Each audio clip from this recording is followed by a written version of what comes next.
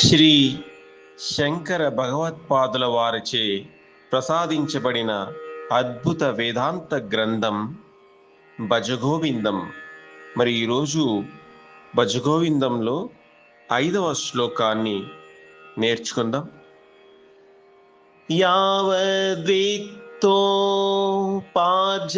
సక్తః తావన్నిజ పరివారో రక్తః పశ్చాజ్జీవతి జర్జర దేహో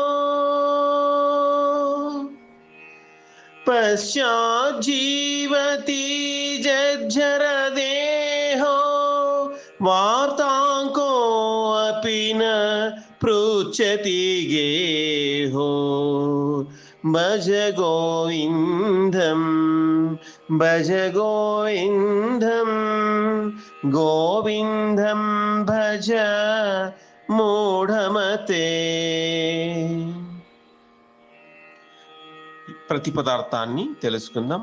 యావత్ అంటే ఎంతవరకు, విత్తోపార్జన ధన సంపాదన యందు, సక్తః అంటే శక్తి కలిగి ఉంటావో, తావత్ అంతవరకు, నిజ పరివారః తన వారంతా, రక్తః ఇష్టంతో ఉంటారు, జర్జర దేహో అంటే జీర్ణమైన శరీరంతో, జీవతి జీవిస్తున్నట్లయితే, పశ్చాత్ ఆ తర్వాత, గేహో అంటే ఇంటిలో, కహ అపి ఎవరూ కూడా,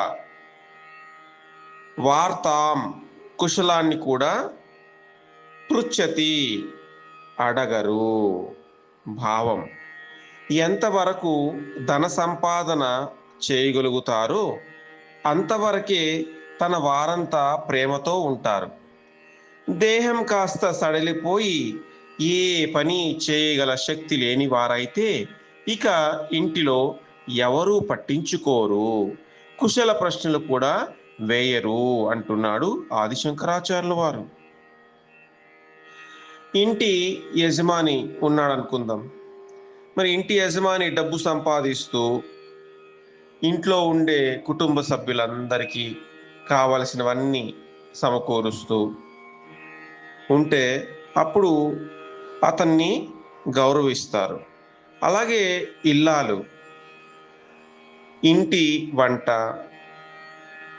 మరి అలాగే కావలసిన ఇంట్లో ఉండే సభ్యులందరికీ కావలసినవన్నీ ఆ ఇంట్లో ఇల్లాలు సమకూరుస్తున్నంత వరకు, చేసి పెడుతున్నంత వరకు, ఇంటిని శుభ్రంగా చూస్తున్నంత వరకు ఆమెకి గౌరవం లభిస్తుంది. మరి ఆ శక్తి ఉడికిపోయి ఇంకా ఏమీ చేయలేని స్థితిలో ఉన్నప్పుడు ఇతరుల చేత సేవ చేసుకోవాల్సిన పరిస్థితి వస్తే ఇంకా ఆమెకు గౌరవం ఉండదు. ప్రతి వాడు జీవితంలో ఈ యథార్థ సత్యాన్ని గుర్తుంచుకోవాలి. ఏమరపాటు పనికిరాదు. లభిస్తున్న గౌరవం నిజమని భ్రమ చెందకూడదు. ఈ గౌరవం నీలో శక్తి ఉన్నంత వరకే అని గ్రహించి నీ జీవిత పరమార్థం ఏమిటో వెతుక్కోవాలి.